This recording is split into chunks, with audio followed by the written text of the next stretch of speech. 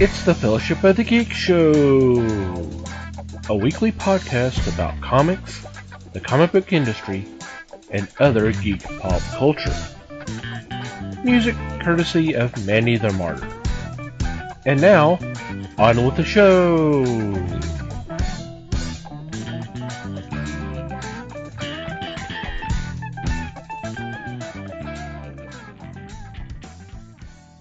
Hey there, everybody.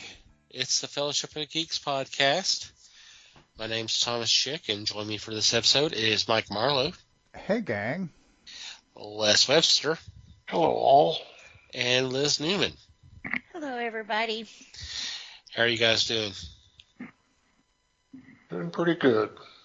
All good here. Okay, well, I hope everybody out there is doing all right. So what's been going on in your corner of the galaxy?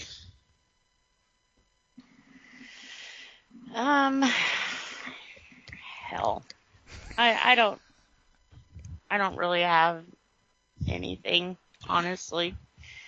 Start timing her. No, for real. I haven't really done much, so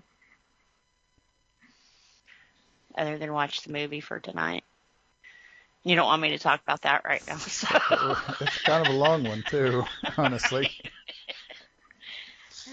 We'll get there soon enough. Yeah. Mm-hmm. Yeah, maybe next week. Real soon, if Liz don't have nothing. Well, okay, and in all fairness, just as a production note, we are recording on a short week. We recorded really late last week, and so we're recording on time this week, so there really hasn't been that much time that's passed. That's true. That is true. To defend Liz a little bit.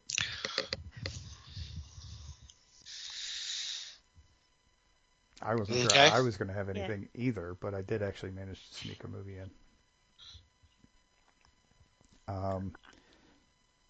in. Since I'm used to having another half an hour to prepare to talk about it. But anyway. Sorry. No, I'm teasing. I'm teasing. It's fine. So the movie I watched has a really weird title given what the movie is. The title of the movie is Corridors of Blood.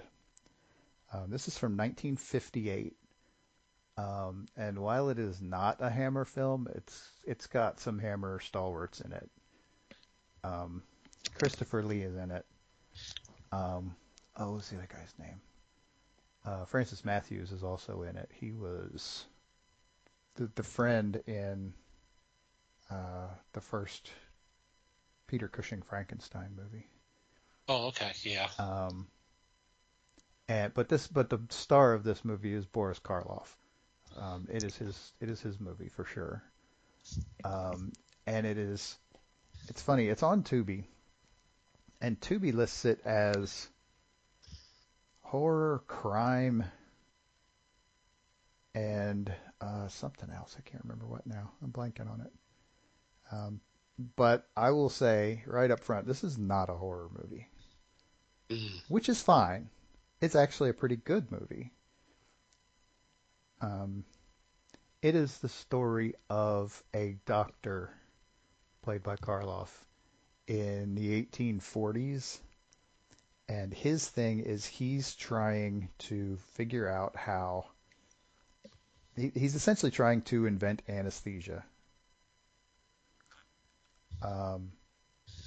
And along the way, he runs into... He's just refuses to give up, and tries out some different stuff and has this one catastrophically bad demonstration at one point. And so he starts dabbling in other chemicals and manages to get himself addicted to his own chemicals, his own self-experimentation. Not surprisingly, because one of his in that round of experiments, he's working with stuff like opium and laudanum. So not surprisingly, he's turning these things into a gas and he's inhaling them, and so not surprisingly, he gets all junkied out and ends up wandering the streets, specifically into a specific bad neighborhood, and gets himself into trouble with some of the local not nice people, one of whom is played very interestingly by Christopher Lee. He's the guy who, spoiler alert, does the wet work for this particular operation, and this operation that Karloff's character stumbles across is a public house. It's set in London, where the proprietors are selling corpses to the hospital for testing and for general study. It's a teaching hospital that Karloff's character works at. He's a surgeon. Needless to say, again, spoiler alert, they're making corpses for this. And so what they need is death certificates. And so they're getting things, they're what you might consider a mutually beneficial, although it's not really, situation between the doctor and the boarding house. What Karloff is providing is blank signed death certificates. But yeah, so that whole as Karloff's character gets kind of worse and worse into the addiction thing, he's dealing with these people more and more, and things eventually at the end go really, really badly, and Karloff doesn't make it. But the brief scene at the end shows his son, who is a running character through the thing. He's the other guy I talked about, Francis Matthews. He's the son, and he manages several years later to finally perfect the process. But anyway, sort of happy ending, given that several people die in the fray there 10 minutes before the end. But generally, this is a surprisingly good movie. I mean, given that it was pretty much totally independent. It was what was the name of the Amalgamated Productions? This was apparently the last movie they released, so they kind of went under. And it wasn't particularly successful in theaters at the time, and part of it was that because Amalgamated was in the process of going under when they made it. MGM finally, after several years, got hold of it and released it in 1962. The movie was made in 1958, so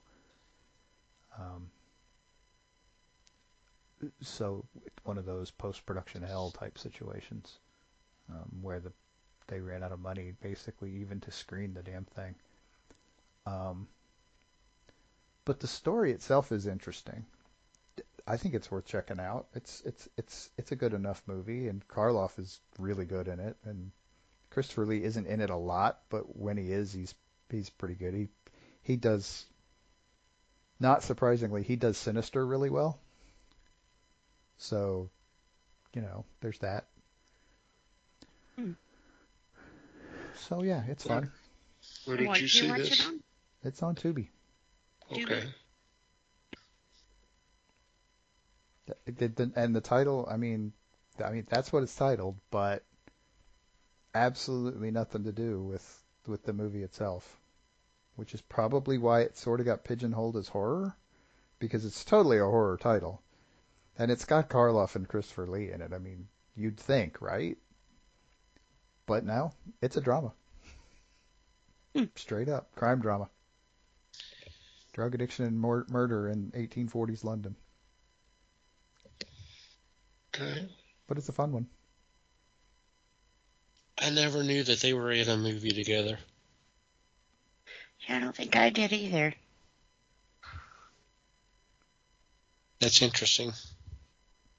I didn't even think about it that way, but yeah. Okay. Cool. Alrighty, Les. Well, I didn't have a lot either, but I did get to go see Rifftrax last week. Ooh. and they did a live performance from Minneapolis, which was shared around the nation. And they took pokes at Point Blank,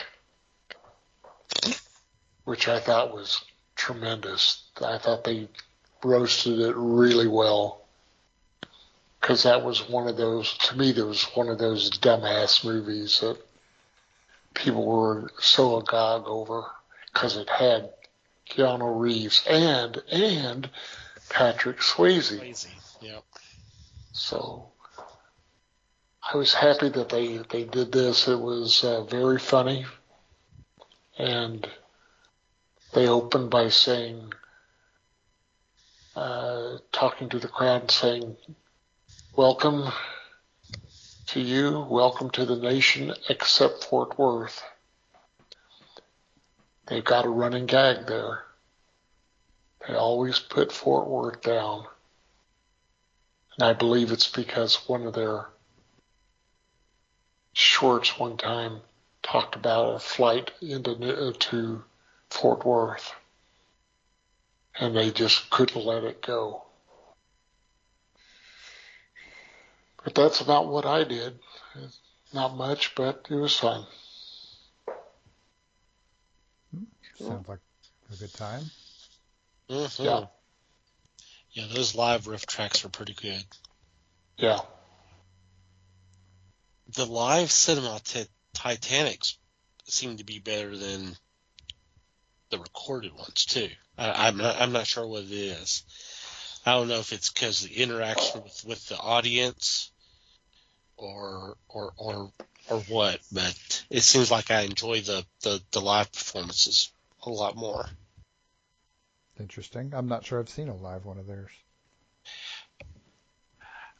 I'll see if I could find something. I don't know who's streaming them now anyway either.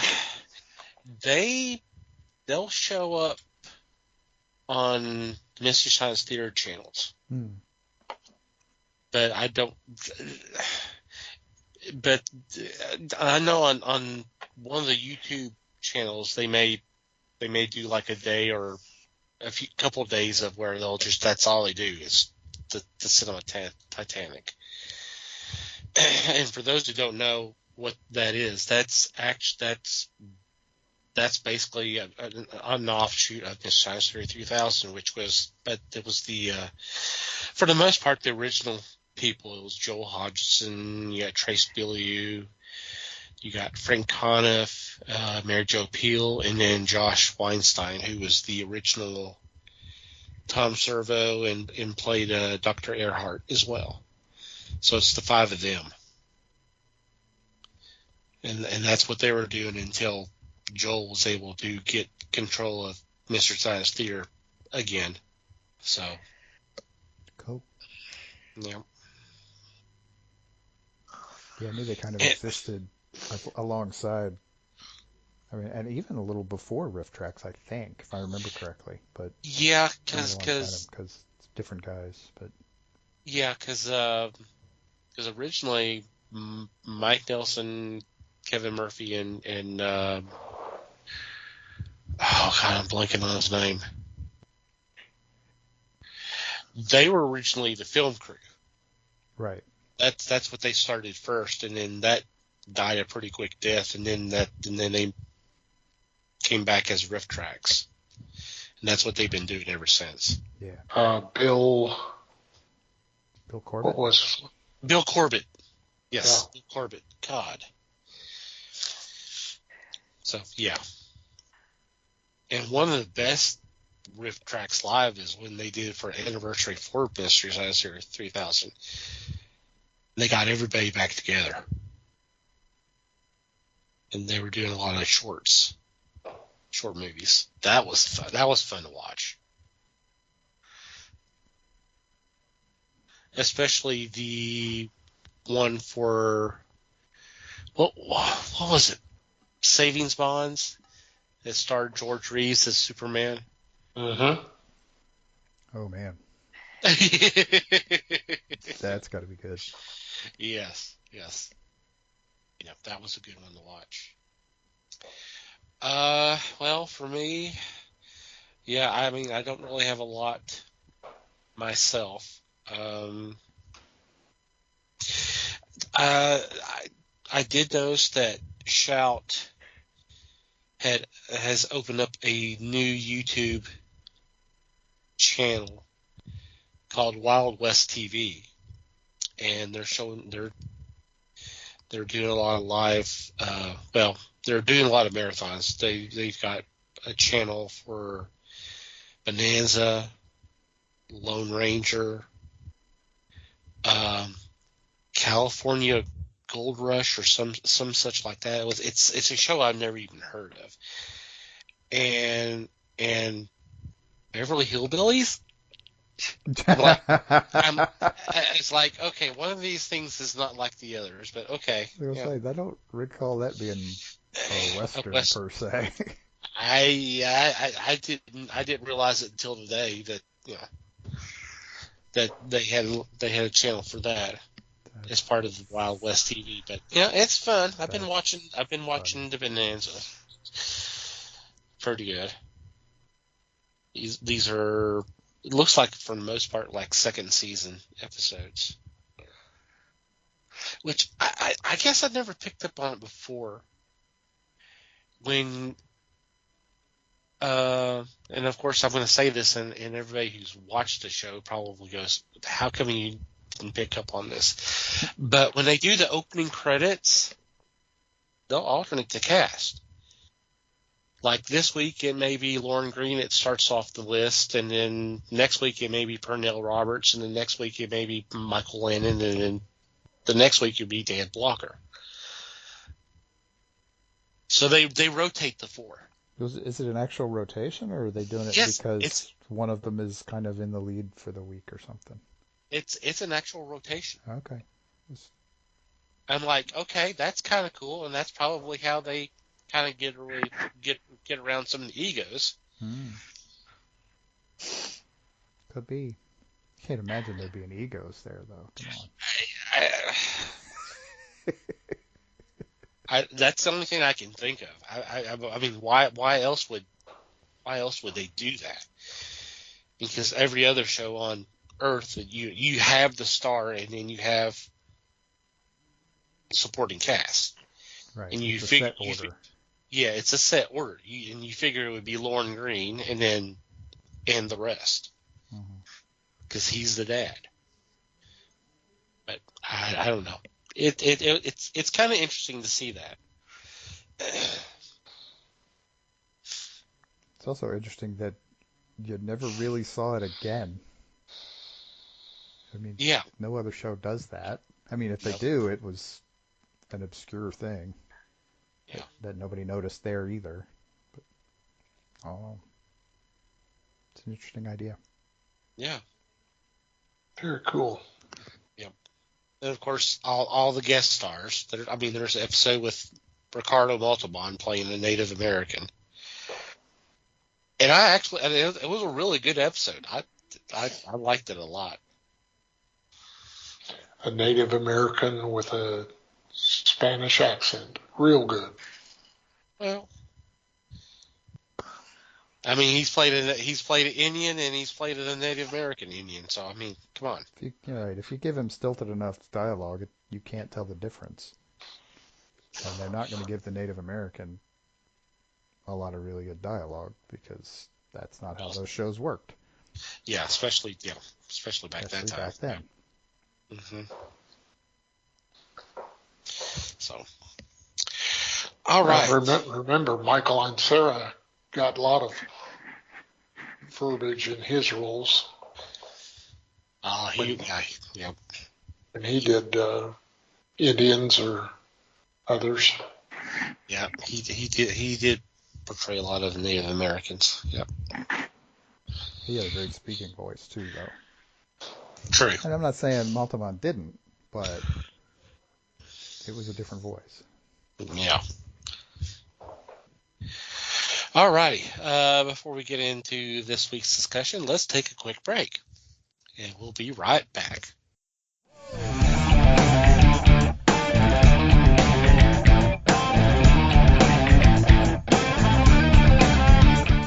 Welcome back. It's time for our main discussion. We are continuing movie month. And we're doing another film that's celebrating its 25th anniversary. Star Wars Episode 1, The Phantom Menace. Woohoo. The saga. Which in our little world would have actually been Episode 4. Counting in Star Wars has always been a little weird, but anyway. It has.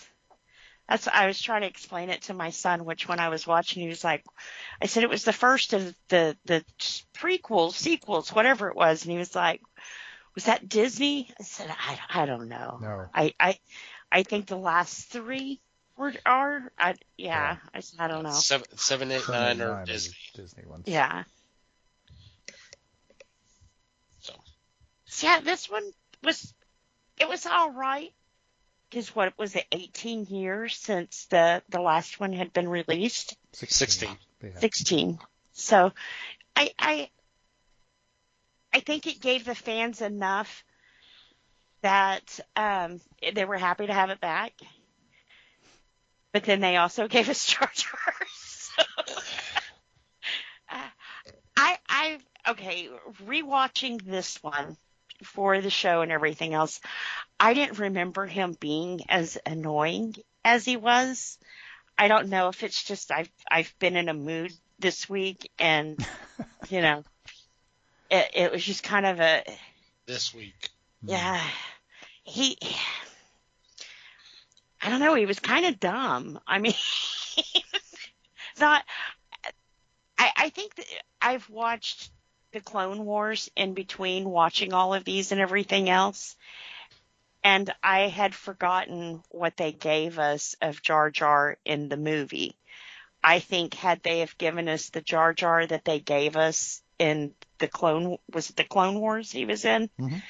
I think it would have been better received than what they gave us in the movie. In the movie, he was dumbed down. It was, I think they could have dialed back on the humor on him, and,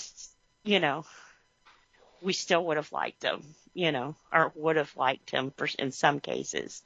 But I did like the Jar Jar in Clone Wars better. So I don't know if that's the same people who did this, but they did correct themselves going forward from that.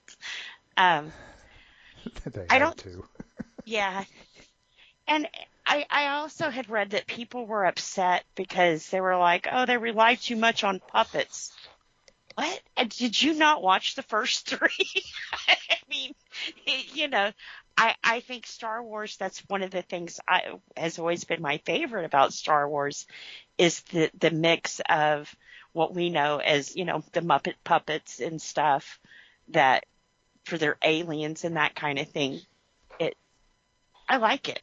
I don't see a problem with that. Thank you. And, you're welcome. Sorry. You just handed me my drink. The martini again. But yeah, I like I said, Jar Jar was not my favorite in this movie. I think he played a critical role in this movie, though.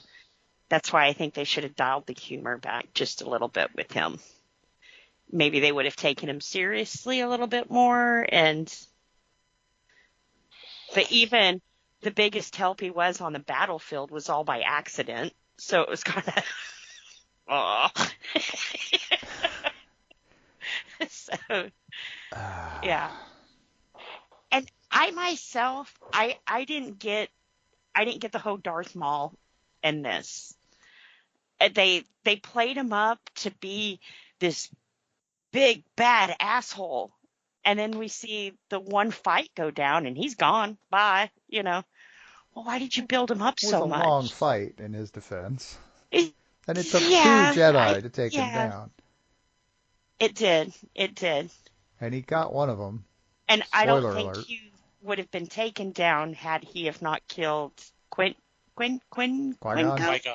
Qui-Gon. Yep. That kind of pushed him over that edge and, tapped into that force a little bit more. But, okay, and this kind of goes to my other problem that I had with these first 3 episodes. Their big problem with Anakin is we can sense your fear and your bad side, and you're a bad kid, and they labeled him. Okay, that's cool and everything else. So when Qui-Gon was killed in front of Obi-Wan, was that not fear and anger that he tapped into to overcome and kill Darth Maul? Yeah, we don't talk about that, Liz. We don't talk about that. That's not the Jedi way. Yeah, but it works. So it's just kind of, and even in the second one, they're constantly telling him, oh, you're just bad. You're bad. You're going to turn bad. And then he kills a bunch of kids and everything else, and he's bad. But it was kind of like, didn't you guys kind of plant that in him? He hadn't really tapped into that until you guys started telling him he was going to, and boy, we're diving right the fuck in here, aren't we? No, it's fine. It's fine. I don't think there's an order to do this in or anything. Now, my deal is, I wouldn't go so far as to say that they planted it in him, but they sure as hell didn't do anything to avoid it either. Right. I mean, even 10 years, 15 years down the road, however the fuck long that was, they had still not done anything to help him with this quote-unquote bad side. And they had to accept it because he was being trained. If they were choosing not to deal with that, that's on them. Every one of those little kids that died was on them for not attempting to fix the problem. I mean, which is a really simplistic way of saying it. But, so, I don't, Mm-hmm. I do see it. I think they're part of the blame for what he turned into, And I think if you want to fix someone bad, what's the opposite of bad? Or what's the opposite of evil? Love. So when he found love, that's when they really propped it up and was like, oh, this is bad. You can't do this. And no. And shamed him for loving somebody. Well, if you're afraid that a guy's about to go all evil Knievel, wouldn't you want love in him? Wouldn't you want somebody who could kind of go, hey, man, you're kind of fucking up, which would have been her had they've just left it alone, But instead they stepped in and told him how bad it was, and then he thought he killed her, and oh my God, that's going to drive someone over to the bad side. You made him believe he killed her. Let me intercept here. Are we not talking about episode 1? Yeah, like I said. You're not talking about episode 1. You're talking episode 2 or 3. 2 and 3, yeah. But they kind of set this up in this. No, they didn't do anything. The whole council said he's a bad kid. We see bad in him. No, they didn't say that. They said fear in him. They said since much fear was too old. That's the only thing they said about it. Well, and the fear. But the thing of it was, he had just come from a slave situation. And what now you're fear did they give him? Well, they stuck him in front of a room in front of a bunch of aliens and strangers that he didn't know. Have you ever been on the receiving end of a panel interview? It's scary as hell, let me tell you. It's scary as hell, yeah. Picture Yoda in his underwear. All the normal stuff doesn't work. They're all wearing bathrobes anyway. What difference does it make? Because I remember him from Dagobah, and I don't really want to look at him in his underwear. Yeah, no kidding. Yeah. So to me, I just felt like they kind of set him up to fail from the very get-go. Sure. Even to him not, if they would have done what Yoda wanted to do in this episode, he would have never been trained at all. Uh-huh. So you're going to let somebody that you have a fear of going over into the dark side just loose. Just drop them off on Tatooine, let them become big bad down there, and then we'll deal with them. Yeah, well, you don't give all of your psychos military training because that would be dangerous. But you it's definitely the same concept. An eye on them. Well, sure, but you don't. Isn't that kind of like setting a nuke bomb in the middle of the desert and maybe it won't go off, Oh, it wouldn't be there wouldn't. That's not unprecedented either. But anyway. Or maybe Hut gets a hold of him and turns him, But So he's not trained, so it doesn't hurt that much. Is the deal? well, I mean, think we are way I off into think the philosophical weeds here, but right. Was still the first episode though, but I think when we see his skills, like as a fighter jet pellet, a fighter, fighter pilot. yeah. What's that drink again? I'm telling you, there's gin in that thing. And even when he was doing, what was that, the AirPods? There. Pod racing. Pod racing. racing. Jiminy Christmas.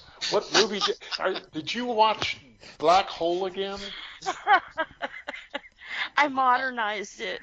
All right, she's just trying to update the movie. That's all. That's what I meant with pod racing. I think when we see his skills there, it kind of showed us there was something special about him. Things like that will always come easy to him just because of what he was, Yes, which is why Qui-Gon latched onto him in the first place. Yes.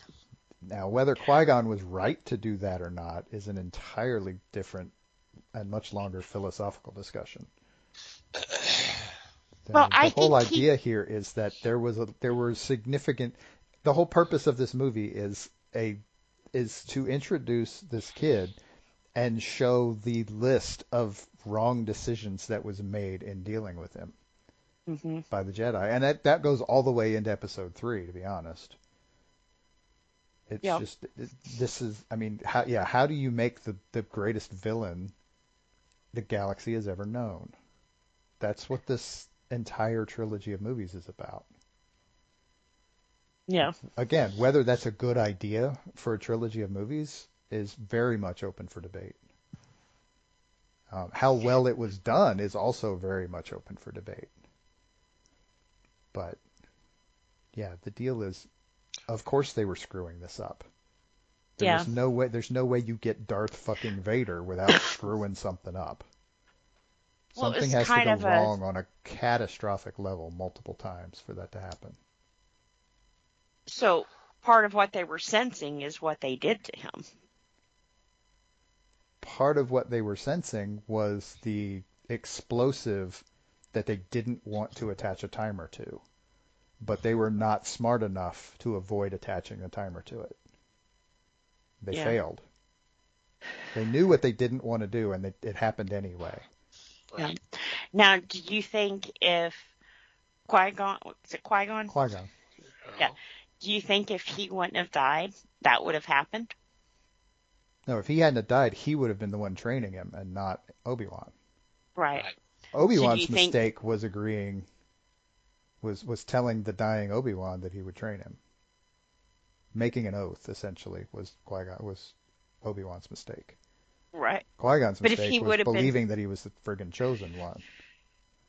What is balance? He will bring balance to the Force. What does that mean exactly?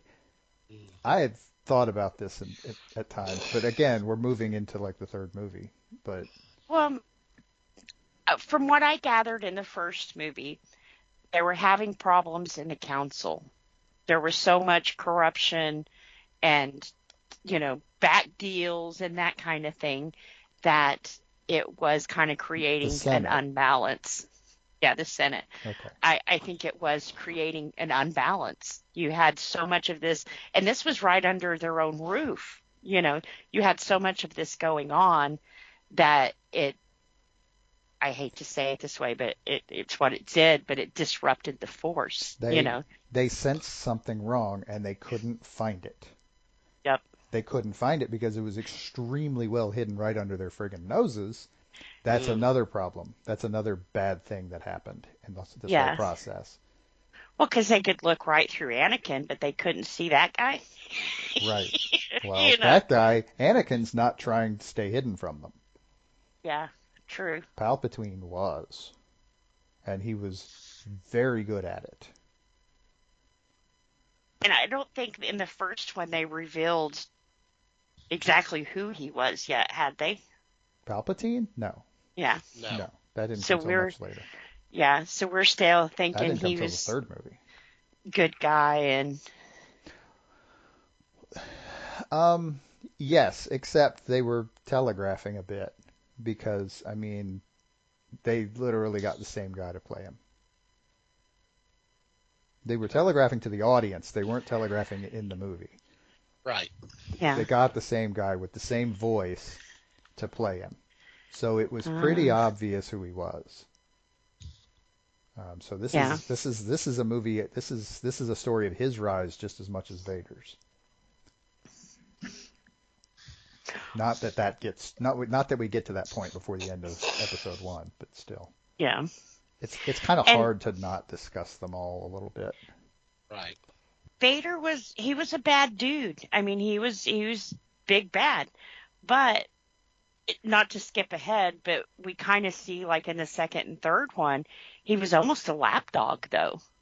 He kind of did what they told him to do, and you know, And I suspect that that's mostly, and again, character studies for fictional characters, but that's what he thought they wanted. And that's pretty much what they told was a him yes they man. wanted. They wanted him to, he wanted to prove them wrong basically from within their own system. He wanted to do what they told him because he wanted to be a Jedi. He wanted to be the greatest Jedi ever. He had the talent to do that. But all he had to do was become a Jedi first. Yeah. And so yeah, he did what they told him to do. Well, I'm talking about even after he turned. Sure. And yeah, because by then he was so used to it. And of course, there's always the promise of greater power. Yeah, if you Power. just do what we tell you to do. One of the things they established, I hate to do this too, one of the things they established in the second movie was that he was very much aware that he was more powerful than the other Jedi. They set that up very clearly in episode 2. Yeah. Yeah. So power was obviously important to him for whatever reason. And he used the word repeatedly. He wanted to find the power to save Padme, even though there wasn't anything wrong with Padme yet. What was he saving her from? What did he need? What power did he need to do that? How did he know? Anyway, Yeah. so yes, it's a very complicated story. I mean, I'll segue a little bit here. My issues with Phantom Menace was specifically with episode 1, was that it was all set up and no story. Yeah. They were working very hard to establish Anakin and the people around him without actually bothering to come up with a story. And that was a little unsettling. Well, it's always hard after you've laid a good foundation to go back and go, oh, but wait, you know, before all this good stuff happened, this is what happened, you know.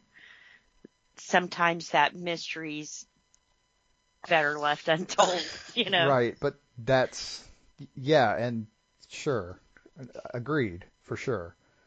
But that's not what he did. Yeah. He No. decided eventually, it took him a while, but he finally decided that he needed to tell more of the story. I find myself wishing that he had thought about that before Yeah. or for longer, because I don't think he actually, I mean, I think he had a few things, but given how much the story for the original trilogy evolved from what he had originally written down, clearly he didn't really know where it all came from, because he was changing it left and right there for a couple of years. Yeah. And he had the whole thing shifted dramatically when he realized how big a hit he had on his hands and realized he needed more story, because he had crammed his whole story into one movie. And Yeah. so then he had to cook up more story. And so he And that's where the brother and sisters came in. managed to do a yep, delightful job of that, he given the did. circumstances. But then He I did. guess he thought he could wing it again for the prequel trilogy. I don't know. I think the part of the problem was that it was a different kind of story, and it wasn't one he was used to telling. Yeah. And he thought he knew how, and maybe he didn't know as well as he thought he did. I still think it's funny. I saw a thing where it says that Ron Howard had talked about Lucas had approached him and I think it was Zemeckis and Spielberg with the possibility of one of them directing the Phantom Menace, and they were all like, "No, this is too big. I can't." Individually, they all said, "No, this is too big. I can't do it. I don't have the scope for this." Yeah. And the problem is that neither did Lucas. It's just that nobody knew that at the time. Everybody had so much faith in him at the time that they were like, "Oh yeah, you're the only one who can do this." And it turned out maybe he shouldn't have. Yeah. Maybe he should have eased up on the scope a little bit and let somebody who knew what they were doing a little better, who was a little more, I won't say better, I will say more capable of telling the kind of story he was trying to tell than he was. But anyway. I agree. Well, I think the first three came to him kind of easy because he was telling the good story. But the first right. three he was now telling a redemption story. He was telling a story of you could go into all of the Joseph Campbell stuff, which has mostly been debunked since then, but he was telling the story of the young hero saving someone, saving his father, that he had never met. That's a different story from the how do you get from cute little kid on a desert planet to the greatest evil the galaxy's ever known. That's a different journey. Yeah, definitely is. And it would be easier to understand if he was just bad as a kid, He just grew up that way. He was a slave. He had no other choice. It would be easier to understand, but it would also be harder to get 3 whole movies out of it. Right, yeah. The deal For is sure. you want to. I mean, the idea of the failures along the way is probably a solid one. I just don't think it was handled all that well. Yeah. Well, I think at the end of the third one, we kind of saw that glimpse in Vader of him realizing what it could have been, So I won't say redemption because at that point he had already done too much to be redeemed. But you kind of saw what he wanted to be, but kind of got thrown off that path, and this is what he had. Well, and what they're doing there is planting the seed of redemption for the original trilogy. Yep. But it was the hero saving his dad and making his dad realize you could have been, Mm-hmm. So But Vader didn't have a dad.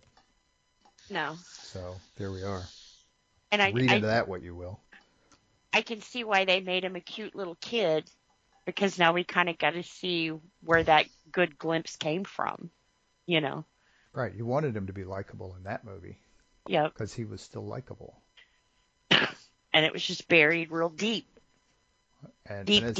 And as much crap as Hayden Christensen has gotten for playing Anakin Skywalker, it was a hell of a role to take on in the first place. I mean, nobody was ever going to like him in that role because it's a I mean, even at that point, Anakin is kind of a terrible person already. He's already a cocky young asshole who doesn't believe he's too big for his britches, actually is too big for his britches. And so they start him off in episode 2 as being this unlikable character. They almost turned it around with the Clone Wars. Almost. They at least got as close as they could get. Yeah. But, again, that's not the Phantom Menace. I'm now doing it as much as you are, so there we are. Well, and I will say the kid that played him, I think he did a really good job. Once again, he didn't fall into that unexperienced, don't know how to act kind of sometimes we see in kid actors. So yeah, I think you might be able to make the argument that they chose him because he had naturally the personality they wanted for Anakin, Yeah. which ended up not really turning out all that well for the kid, for Jake Lloyd. He had problems growing up. Not specifically because of the movie, but he had problems. Yeah. So he turned into Vader. Well, not exactly, but also not. I'm not going to say yes, but I'm not going to say no either. Yeah. I mean, what he had some psychological issues. Was he bipolar or something? It turned out, and there were just issues. Oh, wow. I don't remember details, but yeah, as he hit adulthood hit back. Puberty will do that to you. Well, yeah, it will, and sometimes some of us it does it to a lot more than others. Mm-hmm. And it would be hard to be a little kid and have so much fame. You know, we see that all the time with kid actors breaking down and. Right. Yep. If they survive it, you know. Yep. Whatever survival means in that situation, but yeah. Yep. But no, I didn't think the movie was horrible. You know, like you guys said, it definitely was a setup movie. It's a spectacle. I'll give you that. Yep. It's a very pretty movie. It is. With an eclectic set of settings, because each planet they went to was different from the last. Mm-hmm. God, if nothing else, it's a friggin' showcase of CGI and what you could do in that time. They spent a buttload of money on CGI in that movie. Yeah. Yeah, sometimes it was pretty obvious, like with the fight scenes and that kind of thing. More of the battleground where I don't know what Jar Jar was. What was his race? Gungan? Gungans, yeah. When they were that's out all there CGI, fighting. Yeah. So were any of them puppets? No. No. There were, obviously for Jar Jar there was some prosthetics, but they overlaid that with CGI, I believe. Yeah. That's not too bad then. Yeah, I mean it's for the time and it's a stuff. form of motion capture. I mean, Yeah. for what it was. I mean, and this is also in the same time frame as Fellowship of the Ring. So, I mean, that came a couple of years later, I think. That came in 2001. So you're getting a lot of the same sort of stuff. I mean, if nothing else, Phantom Menace was a proving ground for what you could do with that. Yeah. So it's, I mean, on a technical level, it's a hell of a movie to watch on a technical level. It definitely was. Like you said, it was very pretty. It was a very pretty movie. Yeah. There wasn't a whole lot of story in the movie, but it was a very pretty movie. And I mean, all the nerds can come after me about my opinions on this movie. I remember being wowed by it in the theaters, but it did not hold up to a second watching at all. Certainly, if that second watching comes after the second and third movies.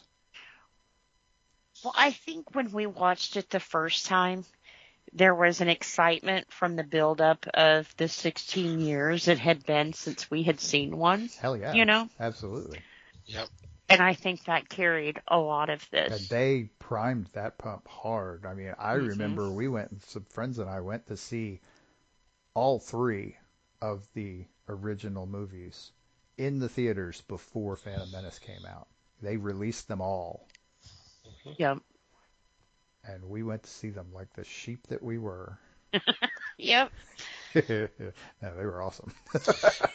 Even if they were the redone versions. Yeah. Special editions. Yep. Mm-hmm. I think out of all of them, if any of the first three comes on, it'll always be the ones I stop on.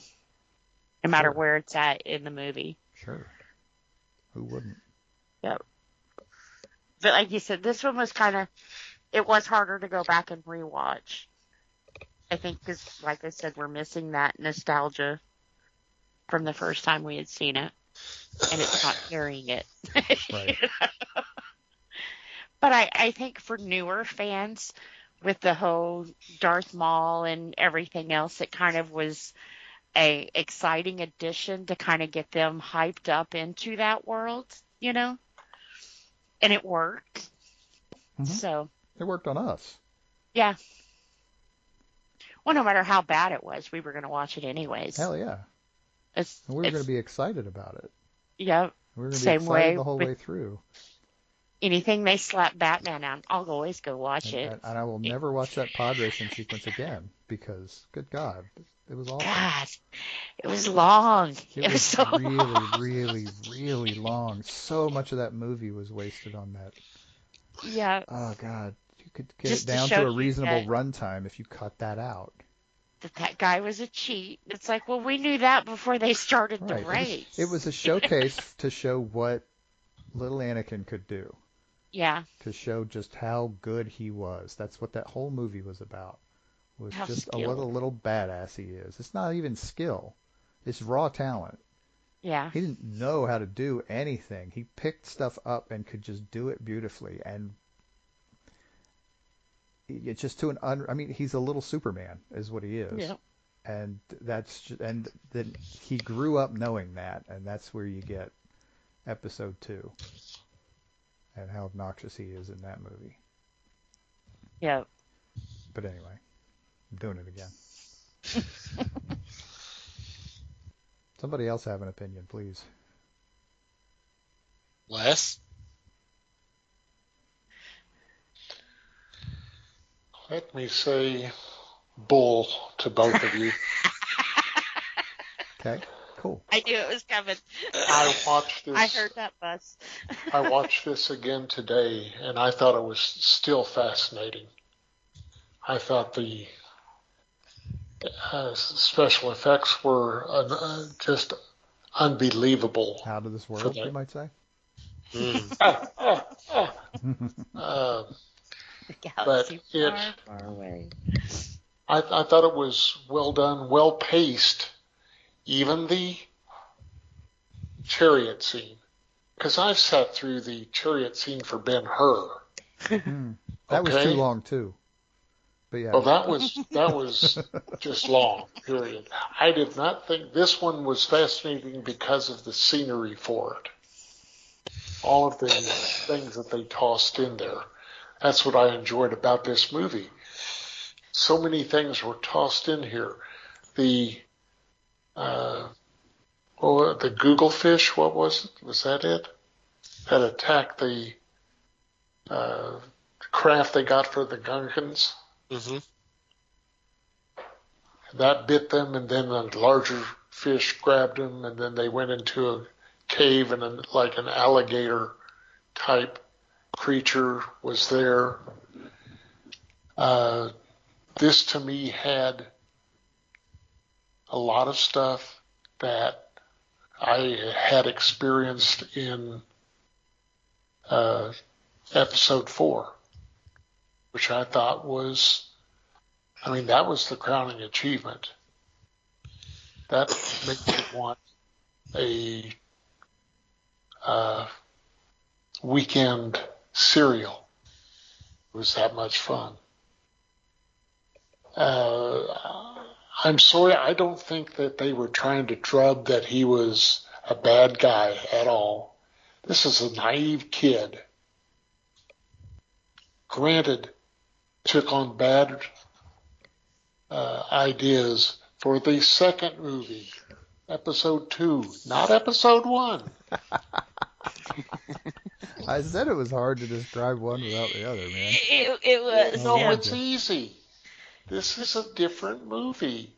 It's so different from episodes 2 and 3 because you've got the naive child, which to me was their take on Luke. Yeah. That's how he started, wasn't it? he was a naive child, but he Was. or in this Anakin was someone, he was very talented at what he did.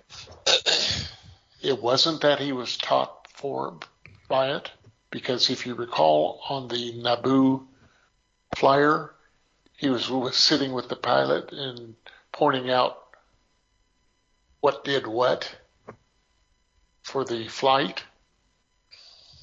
So he was quick to pick up on it. Yeah. And then he had to do it when he flew a fighter himself. And once again, it was kind of like the destroying of the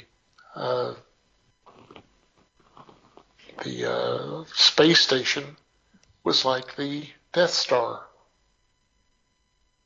That it had that impact.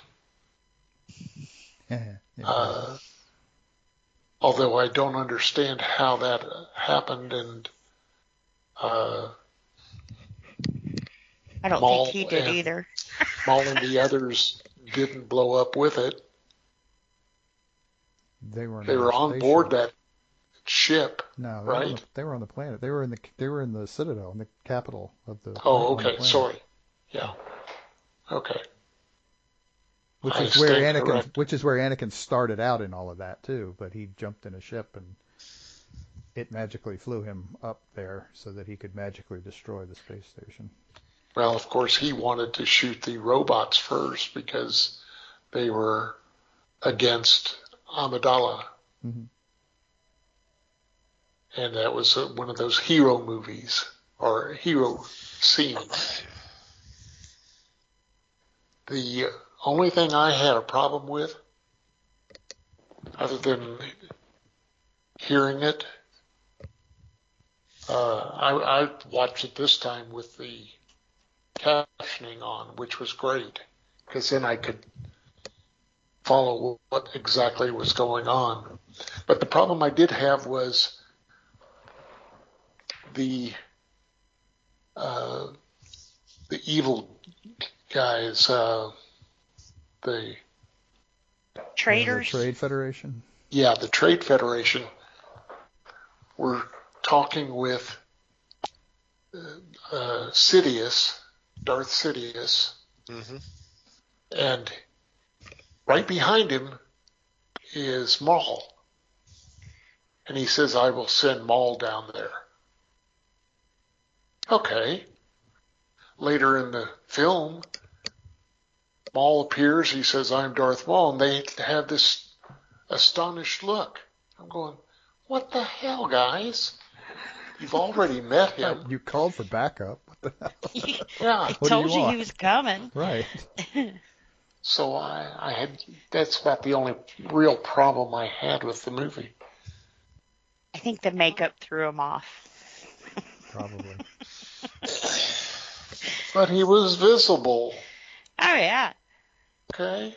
I mean, it was cool makeup. Yeah, but it was that weird crackly visual thing to the transmission. Yeah. You couldn't quite make out the patterns on his skin, and so it looked different. I don't know. I'm making shit up now. Yeah, you are. I was like, and I followed you for half of that. You out on it too. You should, damn it. No, you called me out on everything else. Why not? I still enjoyed it. Yeah. I thought it was well worth the time. Yeah. I said it wasn't bad. There's just others in the, I don't even know what to call it, series. Yeah, just call it a series at this point. The series that I liked better. What series? Star Wars. The Star Wars saga. There we go. All 9 movies or what? Yeah. I don't like all 9, no. We won't even talk about the last 3 that they put out. Like I said, I will always be a fan of the original 3. Okay. But I can believe that. Yeah. To me, this was a little different vibe than those, which is weird because it's the same people, you know. But Yeah. I think part of this, like we were saying about nostalgia, was I can remember. I remember what we were doing at the time more than the movies, if that makes. We all went to the drive-in and we watched these. So for me, it's that memory of the whole family when we were happy and we loved each other and we were all here, that we would go and watch these. So for me, I don't think I like Star Wars. I liked what we were doing at the time when Star Wars was on, if that makes sense. But I like the movies. Like I said, I will always stop and watch any of the original three. But I think it's more of it's feeding that nostalgia for you. Yeah. Sure. It's more of those memories that's part that of I'm it. liking. That's part of what nostalgia means, really. Right. So yeah, that's cool. To where the first three, or now episode 1, 2, and 3 didn't really do that for me. But I liked them. They just aren't as special as the first three. And I don't like that he made it confusing saying that I like the original ones. I like episode 4, 5, and 6. Well, he did 4 as the first movie. Mm-hmm. He had everything ready for the whole 9 movies, essentially. He had the thought process, but he had to use or do the number 4 to get the others made. If he hadn't done that, then we would have never had 9 movies.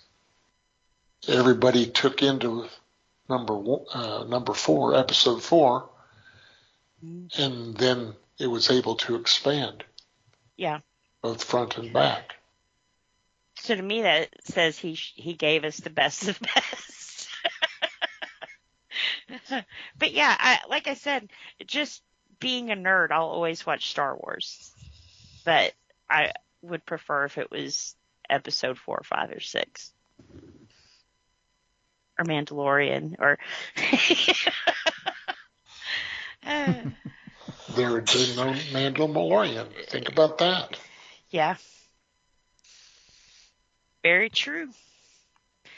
I mean, these all played their part to what we have today. You know, some of it's been good. Some of it's been really bad, but... As with everything else, really. Yeah. I mean, it's okay. It's okay for them to make a stinker every now and then. Well, I think fine. they've kind of balanced out, Right, exactly. They I guess they got their Anakin. They balanced the force. Right. I mean, and honestly, to feed this back to Phantom Menace again, I mean, what they did was, from a story perspective, jarring in Phantom Menace, but they needed to do that to set up where they were going. Right. Well, and they needed to remind everyone this isn't about Luke. This has nothing to do with Luke because he won't come along for a few more years, right, 20 more years or something. Yeah. However many years it was. And you got to get away from that good story. This isn't the hero story now. Right, and that's the deal. That's my whole thing with it, is it's a different kind of story. And yeah. They had to switch the vibe. You have to be prepared for that. You have to change some things. You have to do things differently. And 2, I'm not entirely convinced Lucas was ready to do that. Mm-hmm. I mean, honestly, let's be realistic. I mean, how many of 4, 5, and 6 did he direct? Trick question. How many did he direct? 1. Right. He only directed 4. Mm-hmm. He literally brought in other people to direct 5 and 6, and it was a different person each time. And luckily, he found writers for those. Yeah. Yeah. Because I think he wrote number 1, episode 1, and maybe even 2 and 3. He had a strong hand in 2 and 3, I believe. He had help. Yeah. And the problem there was he couldn't write a love scene worth crap. I mean, it just wasn't his style, and he seemed to not realize that at the time. He just wasn't prepared. Like I said, I'm not saying anything. I don't mean this in a bad way, but he wasn't ready to write those scenes, and I think he wasn't really ready to direct these movies, and Yep. I'm not blaming him. Mm-mm. I mean, Well, he he's was the making director. an action story, you know. He wanted to make the whole thing needed to be an action story. He was good at that. Yeah. Because that's what 4 was. He brought in somebody else to do the love stuff in 5. He didn't think to do that in 2, for example, when it really mattered. He just did it But, you know, himself. to me, that's good when you know your limit. You know, Yeah, what's not good is he's forgetting your limits. creative as hell. I mean, man's got some stories in the brain, you know. Absolutely. So if that takes a few people to pull that out and let us see what he sees, you know, that's all fine and good. I've even said I honestly think that's what, you know, Zack Snyder should do. He'd be dangerous if he had help, you know. And I mean dangerous in a good way for somebody to kind of slow that creative process down. Let's pull this out. Let's kind of flesh it out a little bit, you know, because sometimes, you know, when you have all that going on in your head, you skip around or you leave out important details like love scenes, you know. So sometimes that's not a bad thing to admit. Hey, I need you to rein me in, you know, pull it out and rein it in. Mm-hmm. No argument here. Yeah. About Lucas, Now, I don't know shit about Snyder, but anyway. Yeah. Like I said, I know I dump on him a lot, but I really think that if he actually got a good writer to write what he sees, he'd be amazing, you know. He's just not good at telling a story. Why do you say that? Because when you watch his movies, a lot of times it's beautiful scenes, but it just doesn't have the flow to it, or they'll skip around.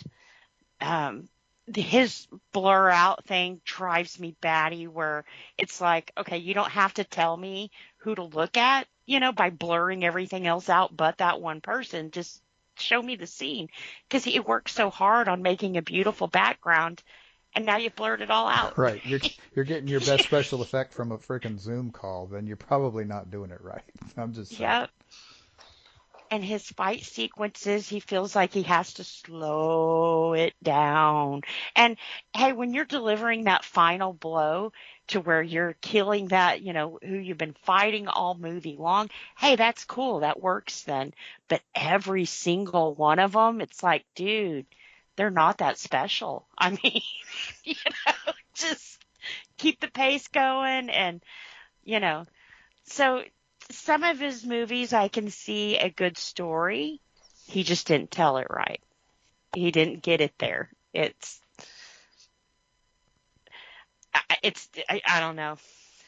Like I said, he's good at making a scene, just not piecing those together to tell you a cohesive story. And sometimes he forgets what his story is and falls back on it, you know. We've had this rant before. Right. Otherwise I would chime in, but I don't want to drag this out any more than I have to. But yeah, like I said, I think if he got a writer to tell his story to and let them write it out and flesh it out and put it together, he'd make an awesome movie. Like I said, he's absolutely incredible at backgrounds and things. Okay, this is all of the stuff that you just said. But it's not a pot shot to say he made some amazing music videos. That's pretty much, you know, I think he kind of fell into that, because a music video, you're not telling a story. You're putting a bunch of scenes together that go along with a song, you know, which sometimes is a story and sometimes it's not. But with a movie, you got to give me beginning, middle, climax, ending. And sometimes he misses the climax. I don't know. I don't know. But it's not a complete shot at him. Like I said, I think give him a few more, let him run a little bit, and he might do a good movie. Not all of his are bad. So, episode 1. Right. But yeah, like I said, I like that George Lucas did use other people later on for that. That's cool. So, Tom, Yes. exactly where in between do you lie on this one?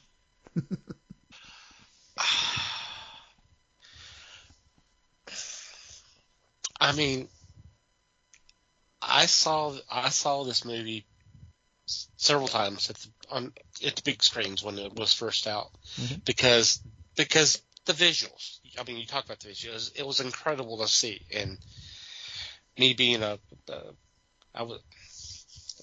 fan of the other films, I was like, hey, I wasn't really expecting this.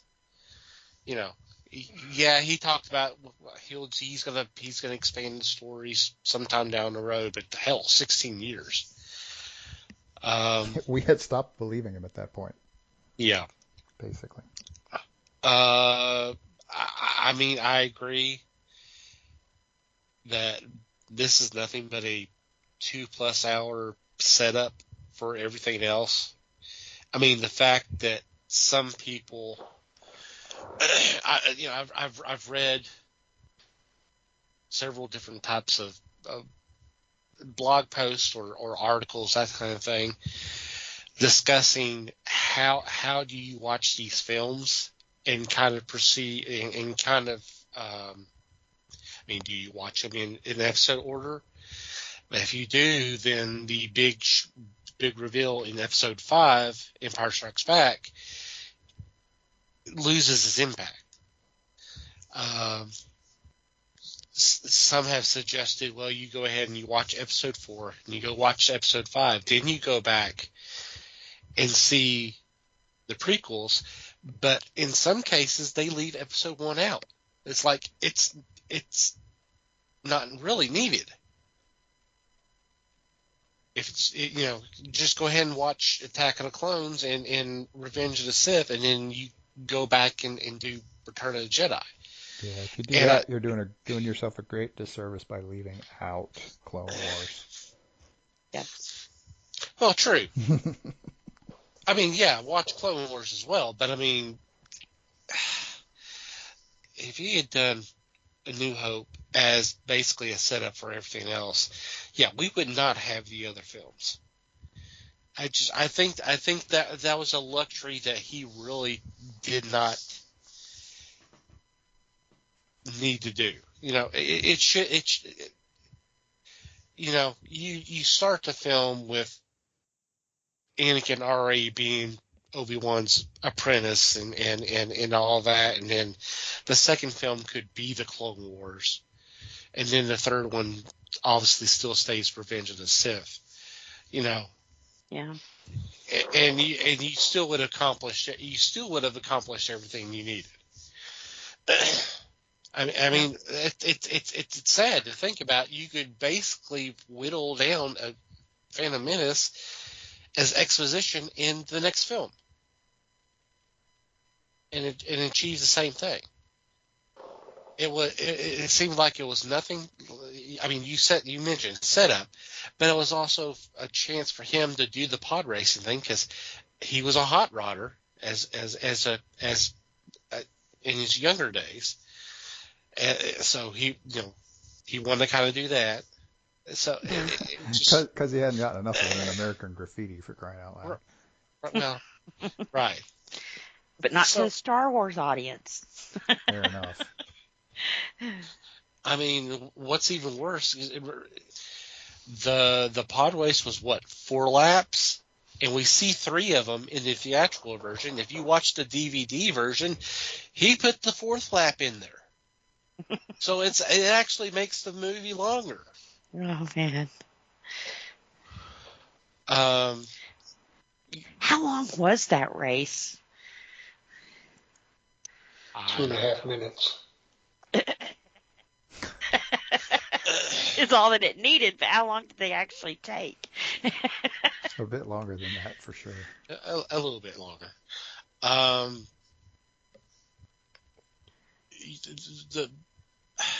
The handling of Anakin. I mean, y'all mentioned naive, but the thing is he was selfless, which is kind of a stark contrast from what we see in later films. You know, he's here going, well, you know, I could do this so I can help them out, so we can buy the parts, so we get the ship fixed, so they can go home and all that. You know, there was this, that, and the other, and then in episodes 2 and 3, it's like I'm being held back. Why am I not on the council? Why am I not a Jedi Master? You know, this, that, and the other. And now part of that's Palpatine's influence, but it seems like in that 10-year gap between episodes 1 and 2, what the hell happened to this kid? What happened to that selfless kid who wanted to help out everybody, to turn around and go, well, yeah, I mean, yeah, I do want to do this, but you know, I also want to become more powerful. You know, I want to protect my mom. I want to protect Padme because I love her, and all that kind of stuff. Now, I don't remember, but what happened to his mom? Did they ever address her again, or? Oh, yeah. Yeah. Okay. She died in the second one. Okay. She had been kidnapped by Tusken Raiders, and that which led to a pretty big jump toward the dark side for him, because I bet. Because he murdered them all. He killed them all. He killed off that entire group of Tusken Raiders. Now, whether that was out of anger or out of just being upset, we don't know. Probably a combination of both. But yeah, that was a big jump for him. I remember that now that you say it. Yeah. But that was in episode 2, right? Mm-hmm. Yes. Yep. Mm-hmm. Okay, let's talk about episode 1, people. Now, in episode 1, that pod race took over 15 minutes long of a 136-minute film. So it was a ninth of the movie. And that's not counting the setup for it. Yeah. Which was at least to another get to 15 the race. minutes. Yep. I just want to know how they went into episode 2 and all of a sudden Anakin is old enough to date Amidala. Yeah. That was my question. What's the age difference between them two? She was 5 years older in the first movie. Right. Was she? Yeah. They made a point of saying she was 14 and he was 9. Okay. In episode 1. See, I couched it in episode 1, Les. Yeah. There you go. Now, their age difference probably didn't change into episode 2. But, right, yeah. which is why when he said something to her originally in there, she laughed. She saw him as that little kid. She saw him as a little kid. I used to she be hadn't your seen him in 10 babysitter. years as it was, right.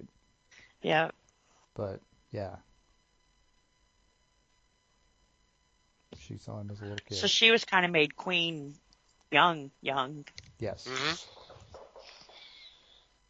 They didn't go So was Elizabeth. Yeah. They didn't go into a whole lot of detail about all of that queen business, but she was no longer queen in episode 2. She was a senator. So, I mean, I like the film. It's okay. It was actually cool to see what Jedi could do, because all we saw was an old man and a guy who And an untrained teenager. yeah, basically, yeah. Mm-hmm. So. Yep. good to get a little CGI in there with the Mhm. Jedi. Make them look like badasses a little bit. Yeah. Mhm. Yeah, I actually found the movie entertaining. It was a mess, but it was an entertaining mess. Yeah. Yeah. Like you said, just all the CGI and everything else makes it Right. From a a pretty technical good watch. standpoint, it is a marvel. It is watchable. It is worth watching for that alone. It is actually also better than that. Yeah. It's more. It's entertaining, like I said, and that's It's a, it, mostly what it's we're here for, is to be entertained. Well, and I think, too, we're able to pick it apart because we've enjoyed watching it more than once. Oh yeah, You know, sure. so, And we've matured as consumers of stories in the yeah. last 25 years. So yeah, we have definitely have the perspective of grizzled old veterans here, except for Les with his childlike heart going after it, saying it's the greatest. He's gonna kill me for that. Now we're talking about episode 2, right? Not for another 3 years, man. Okay. Nope, we're not going to talk about that one. After you've roasted this one, I'm done. Oh man. We didn't roast it. Oh, no. We picked it apart pretty hard, but Yeah, we did. I don't know if we roasted it. It's a good popcorn movie. If we had Yeah. roasted it, we would have been all over the Gungans. Well, 25 years gives you a long time to sit back and think about the movie. It does. Especially when we're nerds and rewatch these things all the time anyway. Yeah. How many times have you seen Casablanca? How many times have Several. you seen Sound of Music? At I know. least a dozen on Casablanca. I was forced Yeah. to watch The Sound of Music as a child multiple times. That was not willingly. Okay. I will grant you. I never liked musicals, and I grew up in a house that was a favorite. Casablanca, I went to on my own and have watched it dozens of times. Yeah. We had music from Casablanca played at my wedding. So, there you go. Super fan. I forgot about that. Yes, the main song for the first Yeah. dance was As Time Goes By. That's right. Oh, God. Hmm. How could I forget that? Wow. How many times have you seen it, Les? Well, I was not around for the original scene, okay? But it is one of those that I will more or less stop and watch. Mm-hmm. I do enjoy it. It's It is really catchy. It is one of the greats. Potentially one It of the is. top 10 movies of all time. Yep. Sound of Music is probably one of the top 10 musical films of all time. Yeah. It just always drove me nuts because I never had a choice. We had to watch that so many times in school. They played it. It was on TV every year Yes. for my entire childhood. And then every music teacher wanted to hear little elementary kids squawk along to. It's like, Jesus, Part of why I went into orchestra when I did. kill me now. Right. Oh, dear. I would rather fail to play Mozart than deal with that one more time. Anyway. Yeah. And on that note, I guess we're going to go ahead and take another break, and then we'll be back with Geek News for You.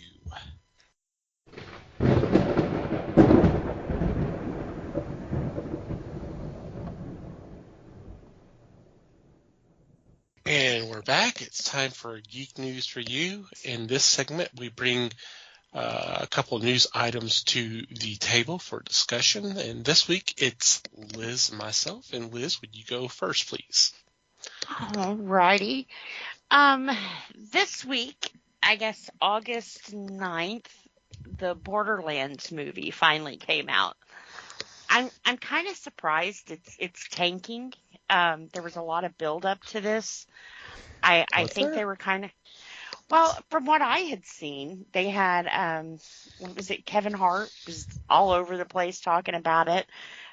Some of the clips they showed with Jamie Lee Curtis and stuff had seemed, kind of interesting. But I guess this was another case of they kind of showed us what they had with the previews. you know, they showed their hand.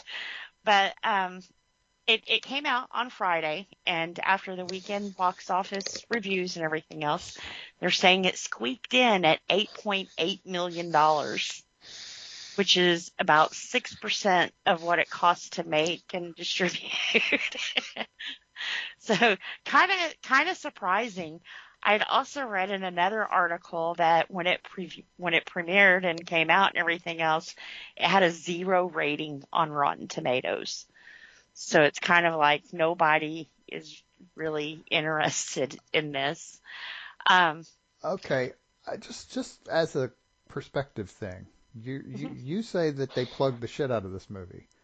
Mhm. I saw one TV ad about a week ago for it. That was literally the first time I knew they were making this movie. See, So I've seen, admittedly, we have different zones that we're looking at stuff in. I will grant you right? that, but obviously they did not market it to everybody, is my No, point. They did not. And so that's probably why it made no money, is because apparently half the people they marketed it to didn't give a shit, and it was a very small percentage of the population. yeah. So there we are. I know some of the commercials are advertisements on Steam. I think I'd seen it a few times over there, See, and I've never been able to make a Steam account. yeah, I They've think had an account creation bug for like 6 years that they've never fixed, and so I've never been able never. to create an account over there. Yep.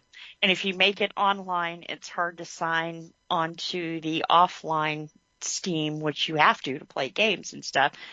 Yeah, it is a mess. I will give you that one. I mean, I probably the one time I saw an ad for it was probably on Twitch, in all fairness, but I Yeah. only saw it once. And And I think I've seen a couple of YouTubers talk about it. But other than that, I I say that, but I don't watch commercials on TV and stuff. So I don't know if they had played it on TV. I just remember some of the funny bits that Kevin Hart did to plug it, but I think that was on Twitter. So, but yeah, it's not doing too good. Um, I think they were kind of hoping this would kind of tap into the success that Fallout had, and they're like, people want to watch movies about video games, and I think with the Mortal Kombat series that are, the movies that they've tried to do with that, some of them have been really good and some of them have been really bad. But even the ones that are really good don't do too good. Not a lot of people want to watch a movie about a video game. You've played it. Half the time you've made that story yourself, with the help of a game, but you know what I'm saying. So I I don't know. Kind of weird. Like I said, they're saying now that the foreign market may boost the sales a little bit. I may don't think save it. yeah, I don't think it'll save this one. I think it's usually your opening weekend is like your honeymoon. It's the best it will ever be. So, and wow, it's got a lot that it's up against at the box office too. Um, you have Deadpool going on for what, 2 weeks now, and it's still number one, breaking the box office and stuff. So it's kind of like you've kind of already got something like that going to where if people are given a choice, they're probably going to go watch Deadpool instead of a video game they may or may not have played. See, and that's another thing. I know Borderlands in certain circles is real big, but it's not a really big video game. So it kind of surprised me they picked this one to do a movie about. With Fallout, at least you had 20 years worth of games to pull from. Mhm. So it kind of made sense. You could kind of take that story a little differently. Borderlands, I don't know. I think there's 3 games out Yeah, I for think them. there's a Borderlands 3. I mean, You- it's post-apocalyptic like Fallout. It's a similar property, even if it's not as well loved, maybe. Yeah. And seeing that too, I think kind of worked against it. Probably. Fallout just did it very well, you know. Yeah, I don't know how to say it better than that. I think they're winning awards now for the scenery and makeup and acting and everything else in it. So, as another video game type movie, I would have been scared to go up against that, which was kind of cool because it was a series. They weren't direct market with each other, but still, those people who watched that would be the ones who would watch this. You'd think, So, but they're not. they're not. They're at least not going to the theater for it. Yeah. And like I said, Maybe I it'll do well haven't streaming. seen, Who knows? other than Fallout, I think The Last of Us, the HBO did, was another one that they were able to adapt over very well. But once again, even in that kind of thing, you had The Walking Dead kind of working in its favor because you had all these fans from that who, ooh, let's go over here and watch another zombie thing. So, yeah, I just think this was a weird one to redo anyways. I don't know. I said I wish them well because just the cast alone, they should have had a good movie on their hands, But it's just not hitting. So. How long has Borderlands been out? It has been out since Friday. No. I don't mean the movie. Oh, I mean the games. the games? Let me see. I'm not for sure the first time it came out. 2009. So it's 15 years old. Mm-hmm. The first one, yes. Yeah. Could that not be the reason? That there was no big draw at the theaters? Could be. Yeah. I said I think they're working on 4 now. So the years have the other 3 they've kind of staggered out. But I don't think, I could be wrong because I've kind of got away from gaming and stuff. But I don't think they were ever big games. They weren't ever the game to get. I honestly don't think I've played this one. I think the boys have. But yeah, their last release, Borderlands 3, was 2019. So it's kind of like maybe they should have sunk that movie in their game. Or, like I said, they just announced they have a Borderlands 4 that they're working on and stuff. Maybe they should have waited and put them out together. Maybe that would have created a little bit of a hype from the people who were buying the game. Maybe. But yeah, yeah. And I'm kind of curious how it was done because isn't Borderlands a first-person shooter game? Oh, I don't know. I never played it. Yeah. I'm wanting to say it is. So that's kind of weird, Didn't they try to make a movie out of Doom, too? So.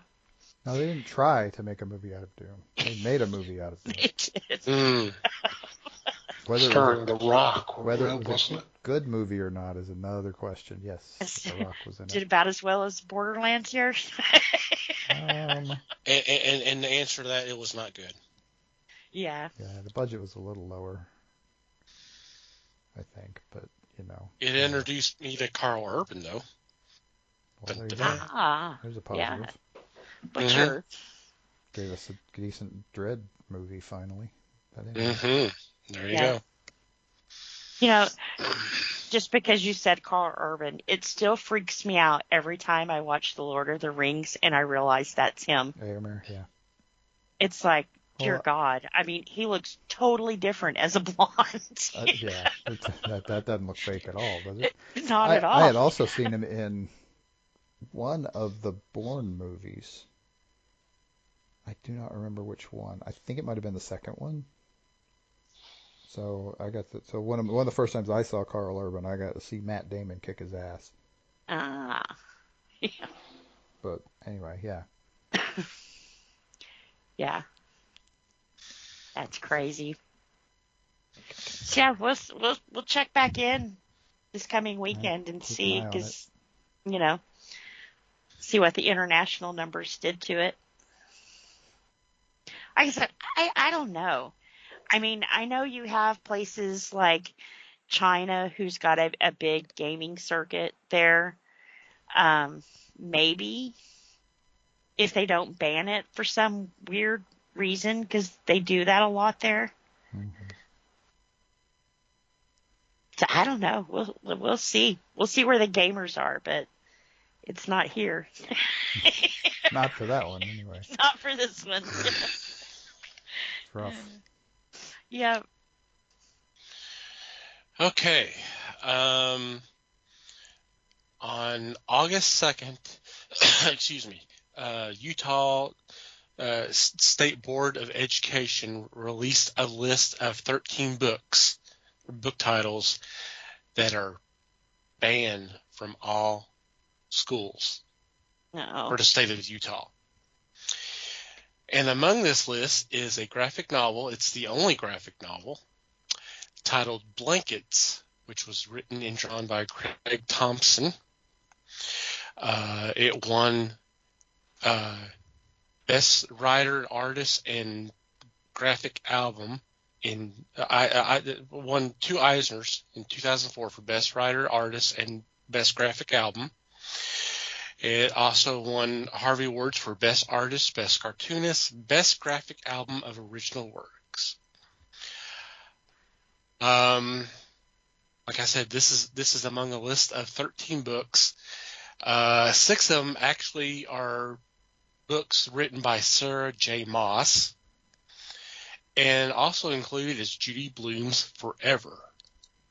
And this is in accordance to a law that was passed, and I'm trying to find out when it was actually passed. Anyway, Probably the thing, recently. July 1st. The law went into effect July 1st. So, but here's the thing, because I actually had to do a little research. I had to look at other articles to try to get some more information. I still can't find out what the graphic novel is, why it's deemed sensitive or pornographic or indecent. I don't know. Which one? Blankets? Yes. I mean, it's supposed to be about his coming of age. It's supposed to be based on his story, and him and his brother and his first love in Christianity, and that's probably where, if it's involving Christianity, that's probably it. I was about to say that's probably it, and probably his rebel against religion. Yeah. So They don't like that. yeah. And they don't like anything when you talk about puberty or coming into yourself or anything like that. They don't like that either. So here's the thing, and I found this out from another article, and I'll post that link on the news page as well. There are 42 school districts in the state of Utah. According to this law that's passed, guess how many school districts it takes for it to be put on this list and basically disposed of? Probably one. It's either 7 or all of them. Les, you want to guess? 2. You're the closest. It takes 3. 3 out of 42. If 3 school districts says, "Oh, we're banning this book," it's gone. And there's only Remember 13 on the else. list. I'm impressed. Yeah. Well, I mean, we're Give just them now time. starting. Oh, okay. This is just the first Today was wave. the first Okay. day of school. I'm sure this is just the first wave because, I mean, the law was passed on July 1st, and they're actually going back. This is going in retroactive. So they're going back to the ones that have already had the 3 school districts going, no. So, very sad. It's slippery slope. Mm-hmm. I don't think any kind of censorship is ever good. I mean, you're basically telling people how they can and can't think, you know, and slippery slope. So it's a shame. Mm-hmm. It is. People just never mind. Yeah. Well, and what's sad is a lot of times we see a lot of classic literature on these lists, and it's like, oh, they used an inappropriate word, and it was like, dear God, that book was wrote in 1920. In 1920, that word was not a bad word, you know. But not only that, you kind of got to show people we weren't always this way. We had to work and come together and get this way, you know. Even with how broke it is, it used to be broker. So, see, and I wouldn't use broker if they didn't ban books. God. Right. No kidding. That's what I'm thinking. Now, growing up Christian, I saw a lot of this, and it's sad. It's like you're trying to tell me I need to think for myself and grow up, but you don't allow me to think for myself, you know. You want me to think. Well, think like for you. yourself, right? Think for yourself, but do it like we do. Yeah, as long as it's really in this the only little right way. box. Yeah. Anyway. Mm-hmm. All right. And I think one last thing. I think once again it falls back to be a parent.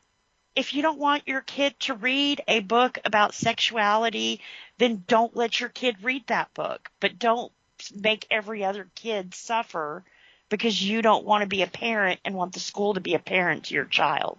So. Right, because then it comes down to the jackasses that you elected to the school board to decide what your parenting style should be. And really? Yep. Do we really want that? Yeah. Does that really sound like a good idea? Anyway. Yeah, it's a bunch of ugly. Mm-hmm.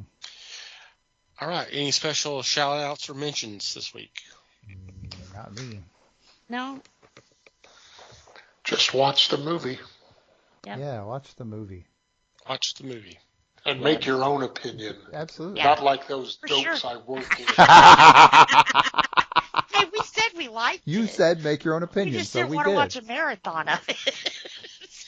We made our own I was opinion. like You just Mike, didn't I like went it. to see all 3 together too. It was really Hell fun yeah. to do. Hell yeah! And I saw Phantom Menace at least 3 times in the theaters myself, and I went and saw the other 2 in the prequels trilogy. Yeah. At least once each. Hell yeah! I'd say I'd Watch them. watch this one over every time the other ones came out. So. Phantom Menace was the last film I saw multiple times at the theater. So it's been that long. I just don't do that anymore. Yeah. Don't need to now. It's Yeah, streaming almost immediately now. Yeah. But yeah. Alrighty, let's move on to our regular shout-outs. First off, I want to thank Pop Goes to Culture for allowing us to be part of a great little podcast network. If you go to our show notes, there will be a link there where you can check out some of our podcast brethren.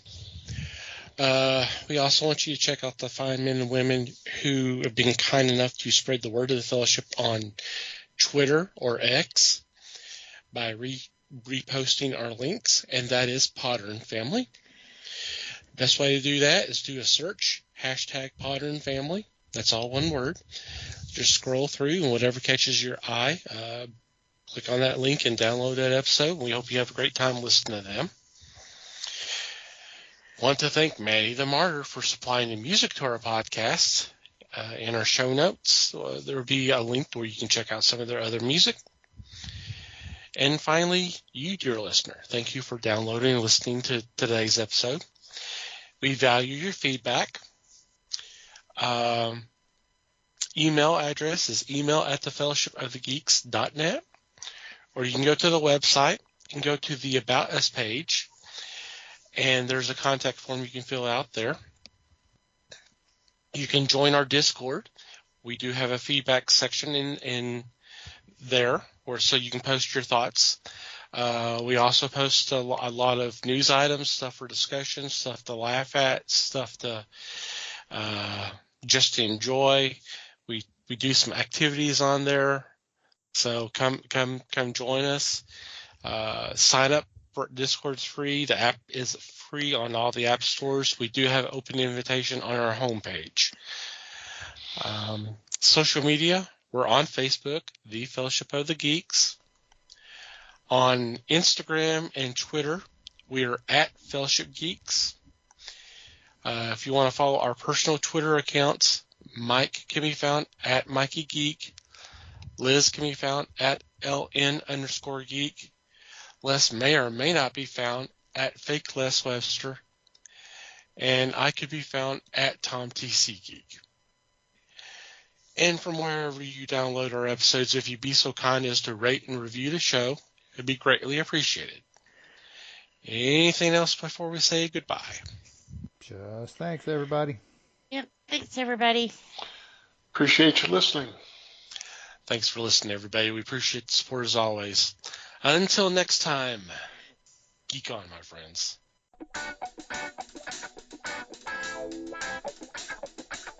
We thank you for listening to the show.